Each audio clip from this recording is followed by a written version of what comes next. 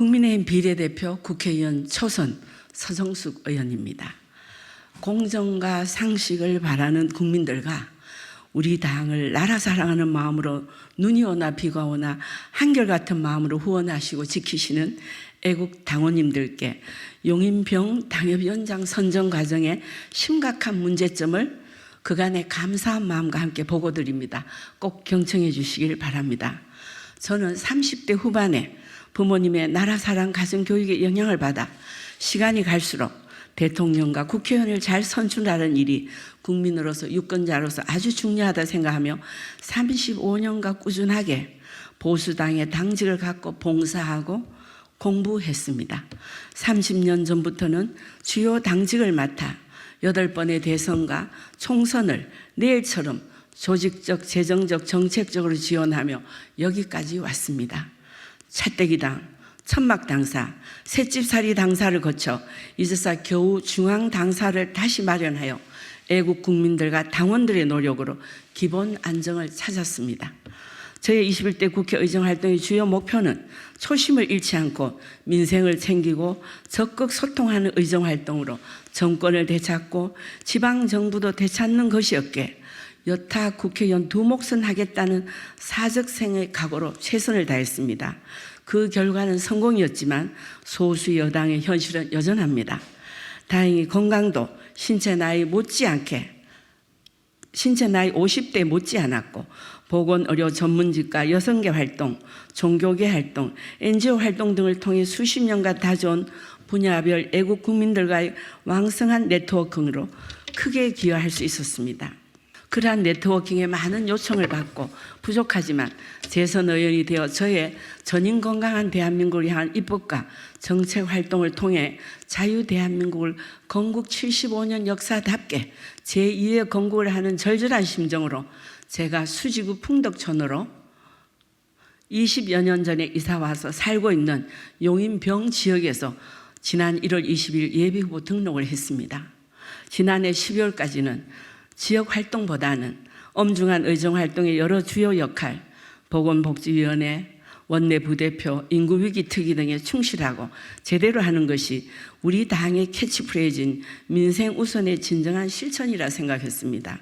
지난해 2월경에 수지구 지역에 사무실을 내고 지역 주민을 만나고 민원도 접수하고 용인시에도 알려주고 했습니다.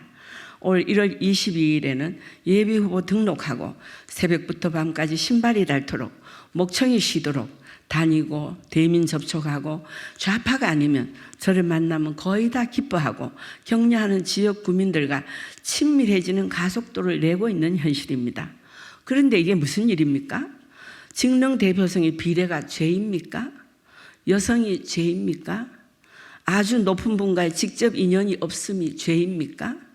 현직 우수 국회의원을 경선도 안 시키고 원천 배제하다니 이것이 과연 시스템 공천, 공정 공천이 맞습니까?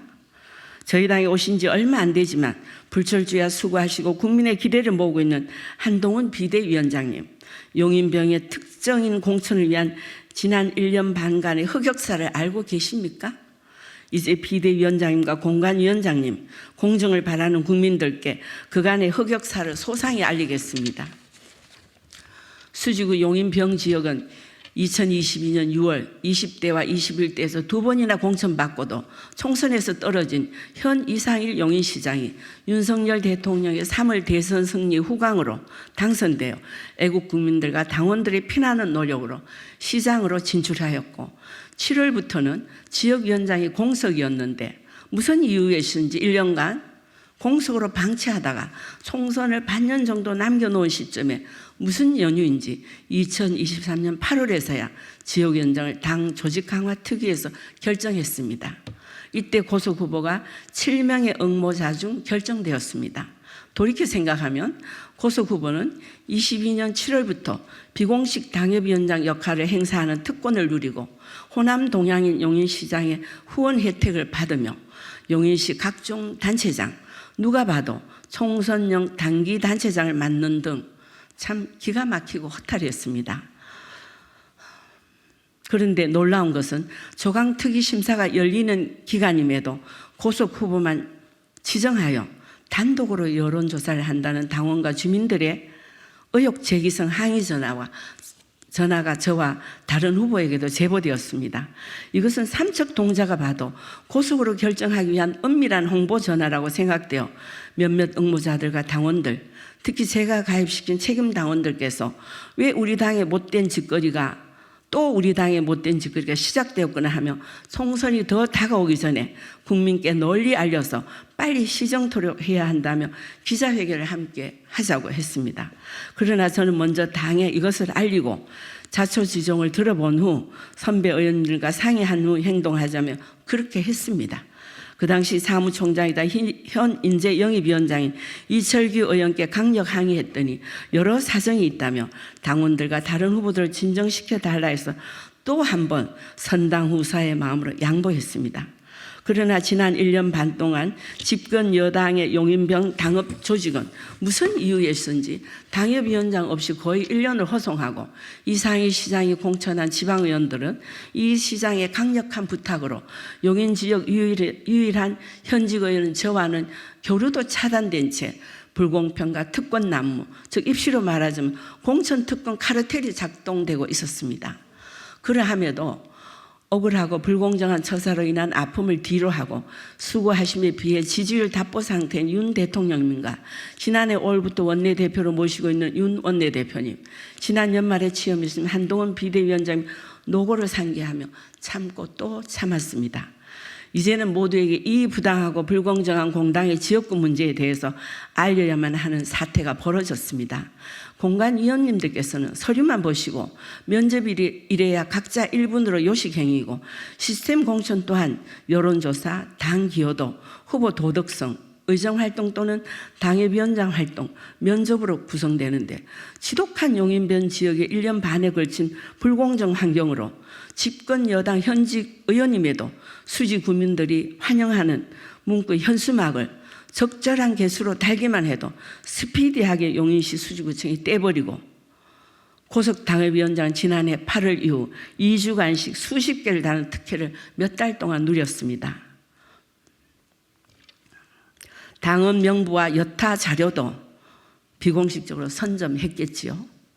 다른 지방은 현직 의원은 당협위원장이 아니어도 수십 개씩 달 수 있었다고 동료 의원이 알려줬습니다. 용인시와 수지구는 전직 당협위원장이었던 이상희 시장의 사유물입니까? 소선자치단체장이 자치단체 발전에 진정성 있게 힘써도 모자랄 판에 당선되자마자 규칙을 어기고 당내 분열을 조장하며 이렇게 행동해도 되는 겁니까? 아마도 40%를 차지하는 여론조사는 제가 특권 후보, 고 후보에게 밀렸겠지만 상대당 후보와의 경쟁력은 월등했습니다. 그러면 답이 나오지 않습니까? 일개 지역구의 이러한 심각한 문제가 전체를 좀먹을 수도 있다고 생각하여 이렇게 보고드립니다. 이제라도 당과 공관위는 불공정을 참다 못해 알려드리는 것이오니 당사자 청문을 하시던 투명하고 공정하게 이 사태를 파악하시고 원천 해방을 지속적으로 받고 있었던 법 잘 지키고 경쟁력 탄탄하고 능력 있고 검증된 우수 국회의원은 저를 단수 공천하시든지 경선에 붙여주시기를 간곡히 호소합니다. 애국 국민들과 당원 여러분 경청해 주셔서 감사합니다. 서정숙 의원입니다.